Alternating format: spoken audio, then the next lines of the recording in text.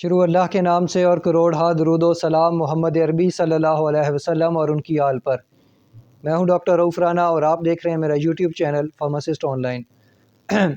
Sugar کی ادویات کی سیریز میں آج ہم ڈسکس کریں گے ڈمپا ایم کے بارے میں کہ ڈمپا ایم کس طرح دوسری شوگر کی دوائیوں سے مختلف ہے، یہ کس طریقے سے شوگر کو کنٹرول کرتی ہے، دل کے مریضوں میں اس کی افادیت کیوں بڑھ جاتی ہے، اور شوگر کے مریضوں کے اندر یہ کس طریقے سے شوگر کو کنٹرول کرتی ہے، اور اس کے اندر جو میٹفارمن ہے یہ اس کا کیا کردار ہوتا ہے،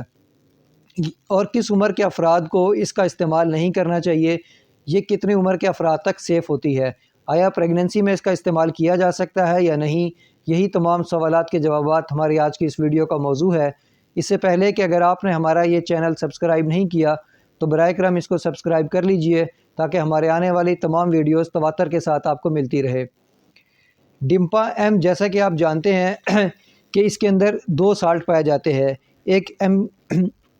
ایمپاگلیفرازن اور دوسرا میٹفارمن ہوتی ہے۔ یہ انتہائی مختلف انداز سے شوگر کو کنٹرول کرتی ہے۔ جب ہمارا خون گردش کرتا ہے اور گردوں تک پہنچتا ہے تو گردے اس کو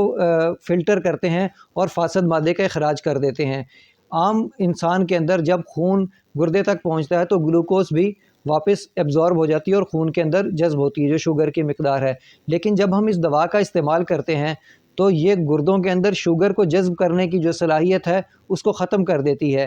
ایک انزائم جو شوگر کو جذب کرتا ہے اس کے اندر یہ بلاکیج پیدا کر دیتی ہے، اس انزائم کے نہ پروڈیوس ہونے کی وجہ سے شوگر دوبارہ خون کے اندر جذب نہیں ہوتی۔ اس طرح فلٹریشن کے پروسیس کے اندر جیسے جیسے دن کے اندر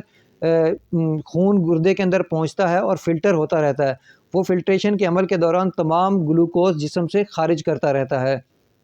اس طرح شوگر کے مریضوں کی جو گلوکوز ہے اور جو شوگر ہوتی ہے وہ پیشاب کے راستے نکلتی رہتی ہے اور ان کا جو شوگر لیول ہے وہ بڑھ نہیں پاتا۔ باقی گلپٹن فیملی کی طرح یہ پینکریاز یا انسولین پر اثر انداز نہیں ہوتی۔ یہ ان مریضوں کو دی جاتی ہے جن کے اندر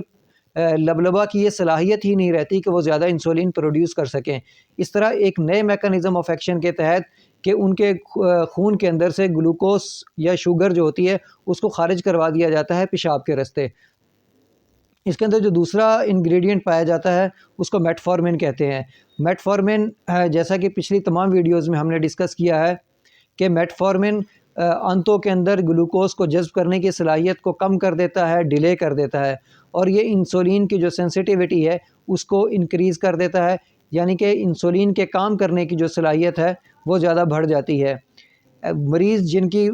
پینکریاز جو تھوڑی بہت انسولین بنا رہا ہوتا ہے اس کے کام کرنے کی صلاحیت کو زیادہ بڑھا کر یہ شوگر کو بہتر انداز سے کنٹرول کرتا ہے۔ اس طرح یہی میٹفارمن گلوکاگون پہ بھی افیکٹ کرتا ہے اور شوگر کے بننے کے عمل کو، جو جگر کے اندر شوگر کے بننے کے عمل کو بھی سست کر دیتا ہے۔ اس طرح یہ تین طریقوں سے شوگر کو کنٹرول کرتا ہے، اور چوتھے طریقے سے جو شوگر جسم کے اندر موجود ہوتی ہے اس کو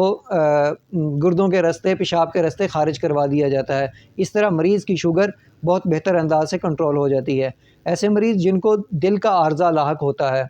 ان میں اس دوا کا استعمال کروایا جاتا ہے، لیکن ایسے مریض جن میں جو شوگر کا مرض بھی ہو اور ساتھ ساتھ گردوں کے مسائل بھی ہوں اس میں اس دوا کا استعمال کچھ سوچ سمجھ کے کیا جاتا ہے۔ وہ افراد جن کے گردے بہتر انداز سے کام کر رہے ہوتے یا ماڈریٹ لیول پہ ہے اس میں اس دوا کے استعمال میں کوئی مذائقہ نہیں ہوتا، لیکن ایسے مریض جن کا GFR 35 سے کم ہوتا ہے اس میں اس دوا کا استعمال انتہائی سوچ سمجھ کر کرنا چاہیے، کیونکہ ان کے گردوں کے کام کرنے کی جو صلاحیت ہے وہ کم ہو جاتی ہے۔ حاملہ خواتین کے اندر اس دوا کا استعمال نہیں کروانا چاہیے کیونکہ یہ ریکمینڈڈ ہے کہ حاملہ خواتین میں اس دوا کا استعمال نہیں کرنا چاہیے۔ ان کی شوگر اگر وہ ڈائبیٹک ہیں، جو مدر ہیں وہ ڈائبیٹک ہے، تو ان کو انسولین سے ان کی شوگر اس حد تک کنٹرول کرنی چاہیے جتنا ممکن ہو سکے، لیکن دوا کا استعمال کرنے سے فیٹل کی صحت پر برے اثرات پیدا ہو سکتے ہیں، اس لیے پریگننٹ خواتین کو اس دوا کا استعمال نہیں کرنا چاہیے۔ اور اس کے علاوہ اس کے کوئی خاص سائیڈ ایفیکٹ نہیں ہے، وہ عام سے معمولی سائیڈ ایفیکٹ یعنی کہ دل گھبرانا، متلی کی کیفیت وغیرہ جو ہے وہ اس کے سائیڈ ایفیکٹ نوٹ کیے گئے ہیں، لیکن وقت کے استعمال کے ساتھ ساتھ اس دوا کے جو سائیڈ ایفیکٹ ہیں وہ آہستہ آہستہ ختم ہو جاتے ہیں۔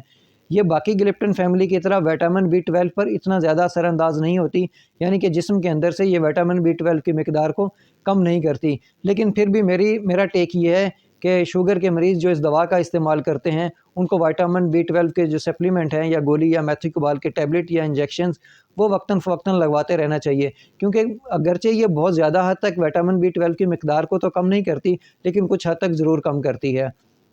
مجھے امید ہے کہ آپ کو میری یہ ویڈیو پسند آئی ہوگی، اگر پسند آئے تو اسے لائک اور شیئر ضرور کیجیے گا۔ اللہ آپ کو اور آپ کے تمام اہل خانہ کو صحت والی زندگی عطا کرے۔ اللہ حافظ۔